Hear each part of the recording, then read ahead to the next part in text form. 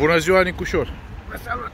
Ce faci, măi, Nicușor? Bine, sănătos, potrivit. Mă, asta mă bucur că ești sănătos, mă, frate. Ia să vedem ce avem aici. Opa, tă-dă-dă-dă. E fete. Da.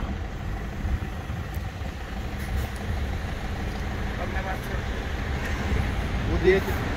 Iar pe ăsta. Nu e frumos cum procedezi. Nu. Băi, Nicușor, Da. o dedicație pentru Nic de la Tulcea. Da. Dă-i de sânge. Da. Băi, numai pe asta o bagi mereu, mă, nu mai ai altceva nou? Mă plată mereu, vă mit într-una, zac la pat, căcat, pișat, măscă, putai, din 1 mai toată lumea vrea mălai. Îmi dai și pe care vreau frumos. Care fumezi? Ia-l pe ăsta.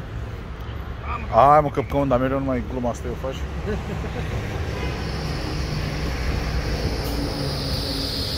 O, nu-i Nicușor de la Brăila. Bă, lumea spunea că ai murit, că nu știu ce. Am murit, Mă tot întreba lumea pe YouTube, domnule, că ăla nu-i Nicușor, că ăla nu știu ce, mă tot întrebau despre tine. Nicușor mai are 100 de ani trăie de acum încolo. Da, mă.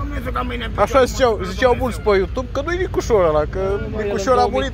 2200 are de când să ne părăsească, dar să mai gândești. Ia zi, acum mi-am revenit, nu mai sunt boschetar. Mulțumesc lui Dumnezeu și Mântuitorului. Gazele câți avem în asta? Nu are gaze. Are gaze, mă, cum să n-ai gaze? Dacă eu stau la bloc, cu familia mea la bloc stau. La bloc, are La gaze. ce bloc stai, mă? Plătește familia mea acasă, cu lumina, tot. Nicușor, la ce bloc stai, mă? La D4.